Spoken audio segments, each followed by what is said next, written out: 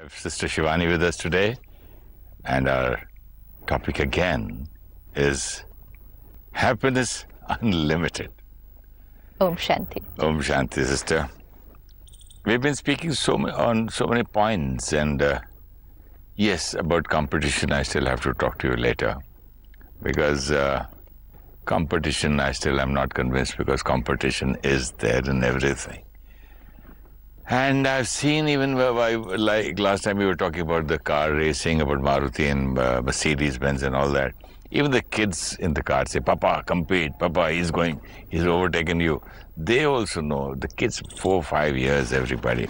They don't know, we taught them. They don't know, we taught them. We taught them it's a competition. Right from the time they were growing up, we taught them. How many marks did you get? So much. How much did that one get? How does it matter?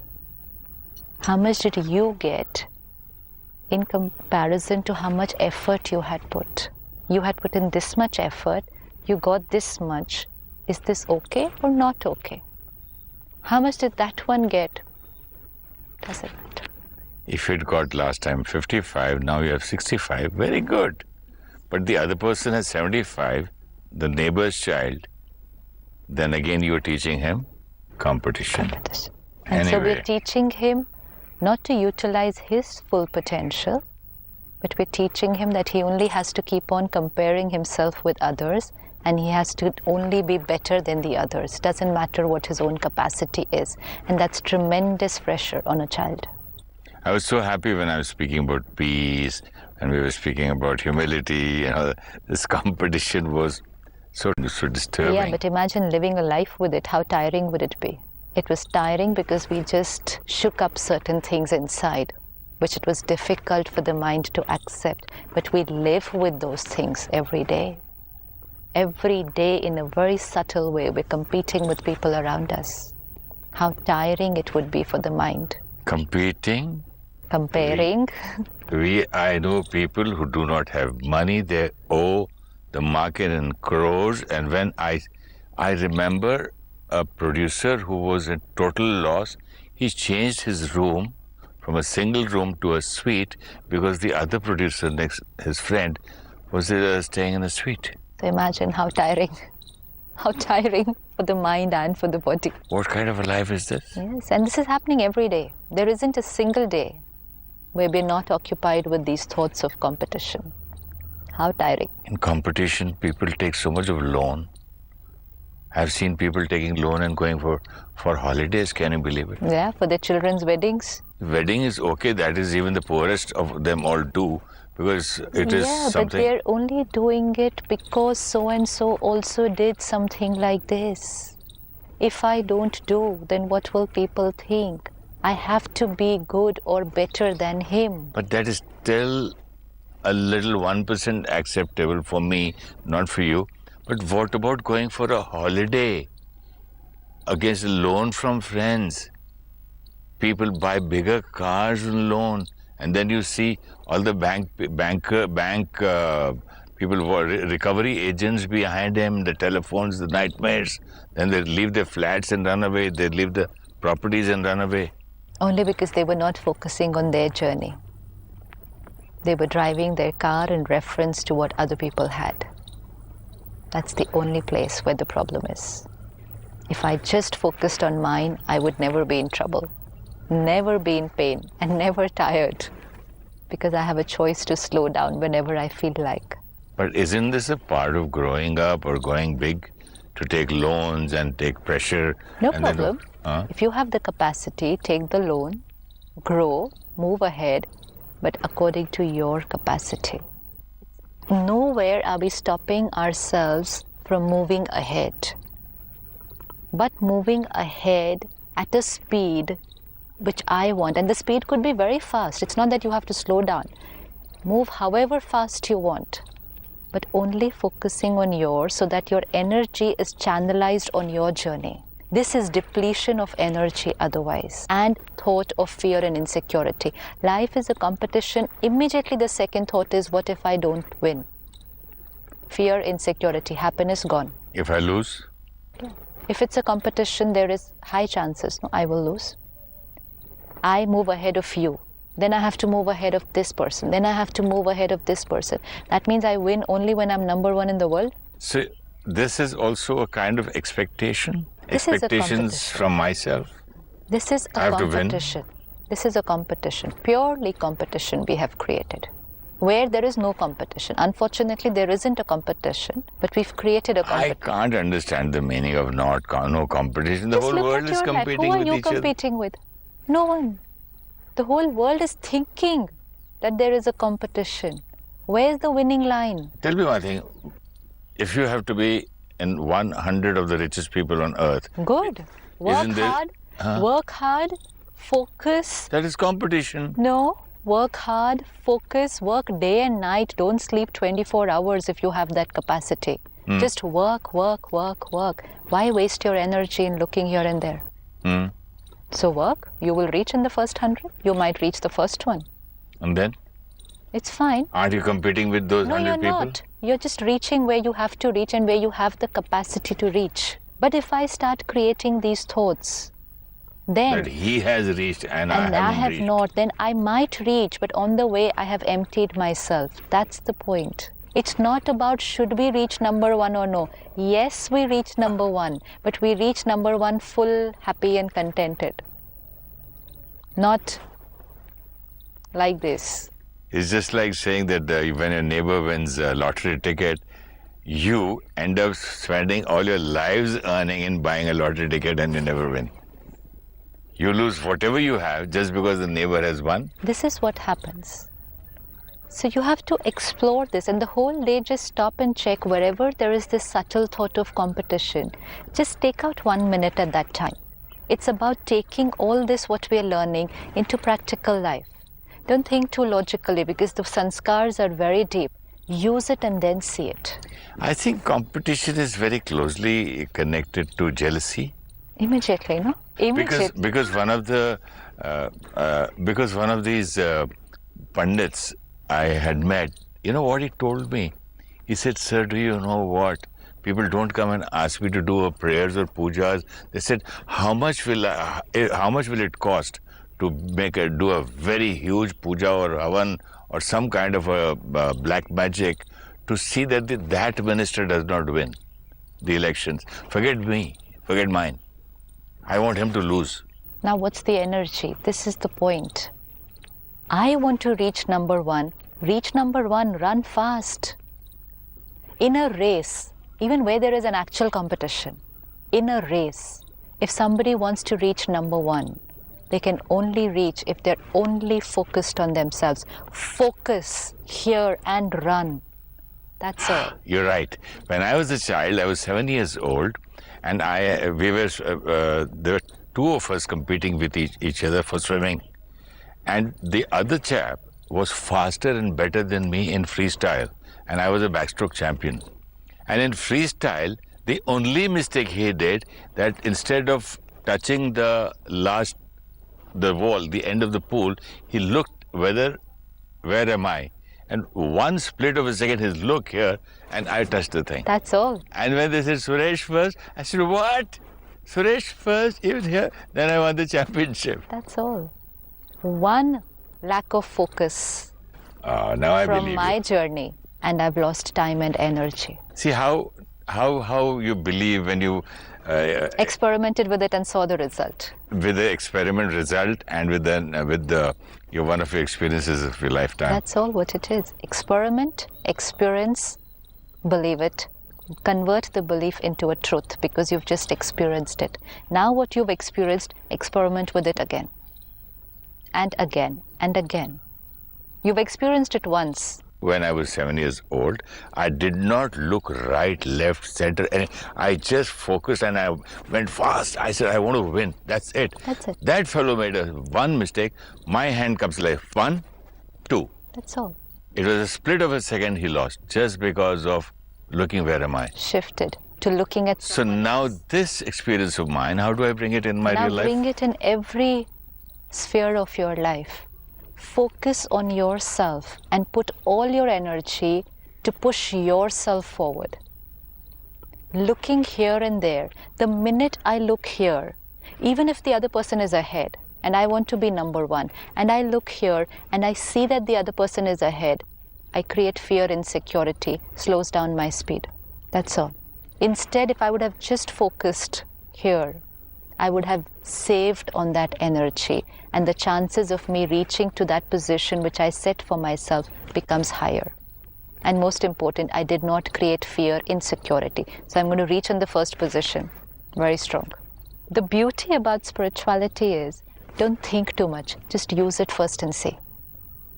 Because the old belief systems are so deep that to think on the new belief system, we get scared. We say, no, how is it going to be possible? No, it's not possible. No, it won't work. Just use it first and see. Use it only once. As you said last time, our capacity of thinking is also rusted. So let it rest. If I just take this one belief system, life is not a competition, and I keep on thinking on it, and then I say, no, how is that possible? Of course it's a competition. If it's not, then how will I move ahead? It's too much depletion of energy. Just the next scene where you create this thought of some kind of a competition, stop, sit back for 1 minute and meditate. Where is the competition? With whom am I competing, and for what? It's my journey. And drop that thought and then move ahead. Then see how you feel. It has to be done at that time when it comes. Take the belief system, take the tool, and just use it when it's needed. And then see whether the tool works or doesn't work. Don't sit and keep looking at the tool and try to guess whether it will work or not work. Use it and then check whether the tool works. Then the belief will become the truth. Yeah, that's because when you will use it at that time, and you will feel light, you will feel happy, and you will have the power to move ahead undisturbed, then you will be able to tell yourself, this belief system works. I was unnecessarily wasting my energy. And use it another 8-10 times. After that you will think, what was I doing all this time? I was living my life with a wrong belief system, and that's why my destiny was of stress. Because each belief system creates destiny. Each belief system creates destiny. Because the belief system creating my thoughts, and thoughts creating my destiny. I have received one of these things from one of your Brahmakumaris. She says, there is no such thing as failure, only learning from situations. This is the kind of knowledge we need to have to heal the habit of remaining upset with ourselves. When we get angry with others, we need to realize what we give to others is what we get back. This is the kind of knowledge we need in order to understand the story of our life, so we do not look back on life in anger as one filled with injustice, and yet, even with all the knowledge in the world, the habit of becoming angry will likely remain even in subtle fine forms. So it helps the healing process to keep forgiving, keep forgetting, keep understanding, and moving on. But most of all, keep visualizing. We need to keep visualizing ourselves being free of anger in situations and in relationships where earlier anger was very common. This is a very important tool in self-improvement, in self-transformation. Even in management workshops we hear, create your goal and visualize it and see yourself having already achieved it. You want to be successful, that's what they'll teach. You want to be successful, you want to be a millionaire, visualize yourself as a millionaire. See yourself with that lovely car and the great bungalow and all that money. See yourself there. Because every time I visualize, I'm creating an imprint. It's a part of the programming. I, the soul, play 3 roles. 1, I create thoughts.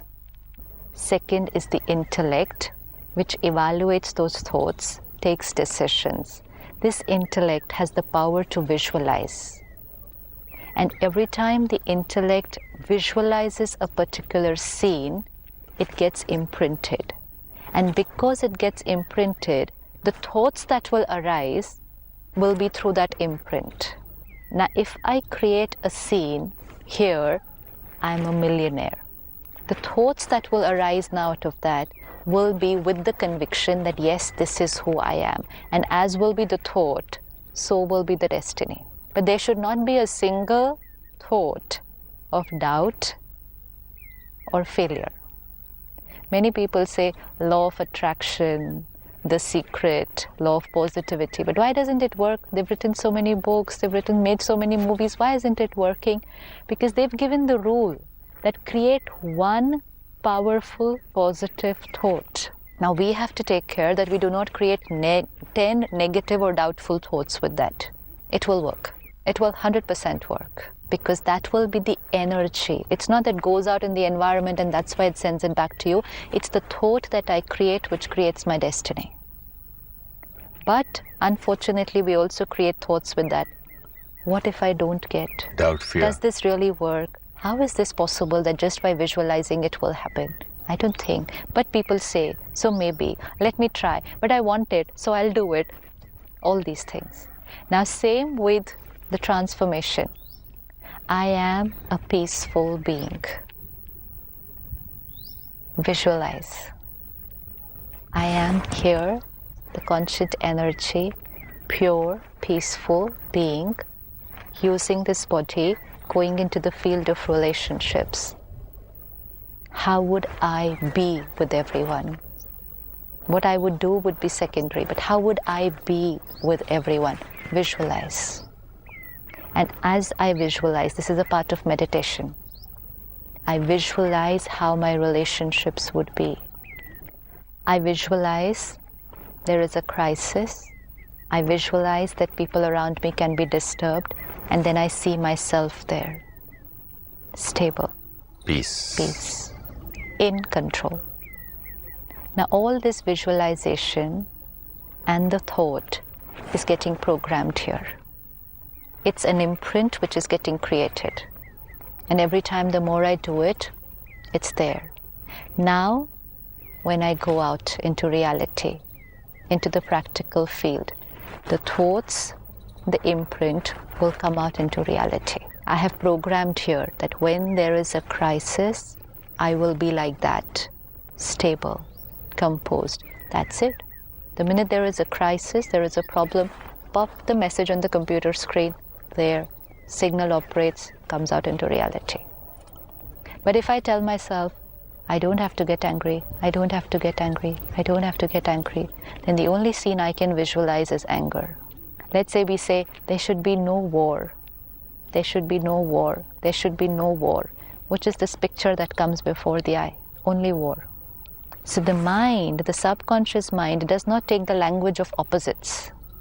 You can't say there should be no war and expect this to understand that that is the meaning of peace. There should be peace. There should be peace. Then it will be able to visualize peace. You say there should be no war. It only creates the picture of war here. And that's the simple mistake most of us have been making. I don't want to be late. I should never be late. I should never be late. I should not do this. I should not do this. What should I do? Be on time. I should not be late. I should not be late. I'm only creating scenes, visualizing that I'm I should be there by 6 or 5. I am punctual. I will reach on time. Not even I should reach on time. I will. I will. This is programming. This is meditation. Self-programming. First was self-counseling, now self-programming. I will. I will reach. I am punctual. Not, but I'm not, but I never managed to do it. How is it possible? I will try. No. I am punctual. And I will reach on time. And visualize, there I am, 10 minutes before time. He will never improve. He will never improve. That's for the others. No matter what you do. Disempowerment. This is what people tell their children. Disempowerment. Wives tell their husbands, husbands tell their wives. Disempowerment. They tell their staff. How many times I've got to tell this man, come, I've got to go to the airport, and now I'm sure he'll come late again to try. Even when we are talking with children and with others, let's not use the language of opposites. You should not do this. You can do this. You will do this. Because you're operating the system. You're feeding the instruction. You're creating the scene. When I say you should not wear white, and I keep on saying, don't wear white, don't wear white, don't wear white. You'll say, finally, let me know which color to wear, but right? No point just telling me don't wear white. Which one to wear? That's the language the mind understands. Don't do this. When a child picks up late, don't drop the plate. Don't drop the plate. What is the meaning of that?